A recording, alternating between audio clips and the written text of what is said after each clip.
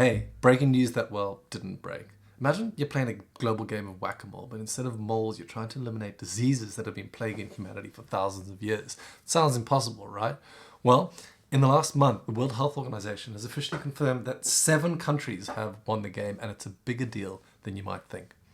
We're talking about Egypt, Jordan, India, Pakistan, Vietnam, Brazil, and Timor Leste. Each of these countries has just been validated by the WHO for eliminating a disease that has caused suffering and stigma since biblical times.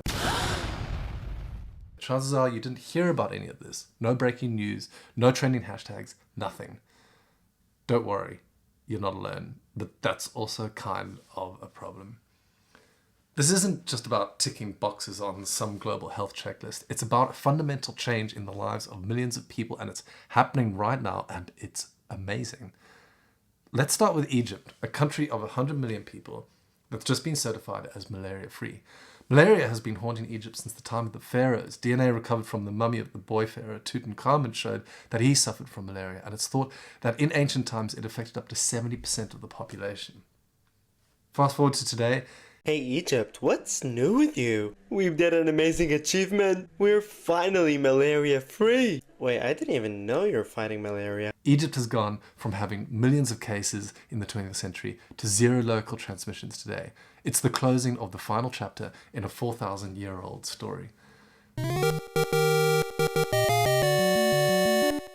Then there's Jordan, which last month became the first country in the world to eliminate leprosy. Yep, leprosy, the disease you probably thought only existed in the Bible or in the history books. It's actually caused by a bacteria that attacks your nerves, skin, and eyes, and for most of human history, living with the stigma of this disease was as painful as the symptoms.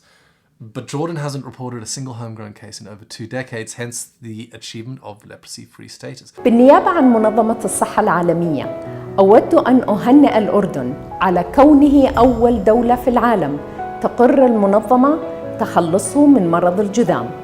Next up, India. They've just eliminated trachoma, an eye infection that's been causing blindness since as long as we've had writing. We're talking a disease old enough to have its own hieroglyphics, and today it's the leading infectious cause of blindness globally. India's battle against trachoma goes back to the 1960s, and their secret weapon to eliminate it, the SAFE strategy: surgery, antibiotics, facial cleanliness, and environmental improvement. It's like a multi-pronged attack on the disease. And it worked. Pakistan and Vietnam have also been awarded trachoma-free status this month. Imagine your eyelashes turning inward and scraping your eyeball with every blink. Well, in these 3 countries, gone. It's like there's this global momentum building, and that's huge because it means we're learning from each other and replicating success.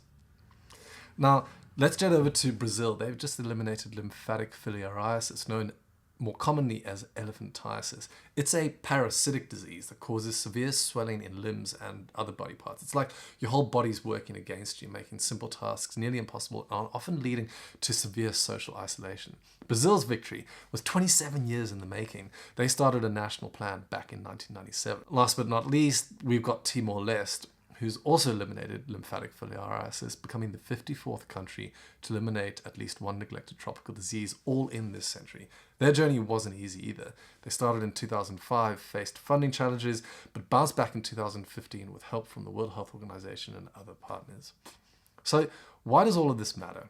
Well, for one, it's proof that with commitment, resources, and smart strategies, we can overcome even the most persistent health challenges. These countries show us that the impossible is possible.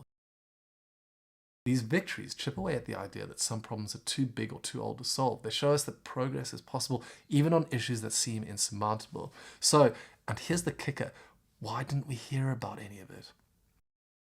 Well, in a world where we are constantly bombarded with the news, some important, not so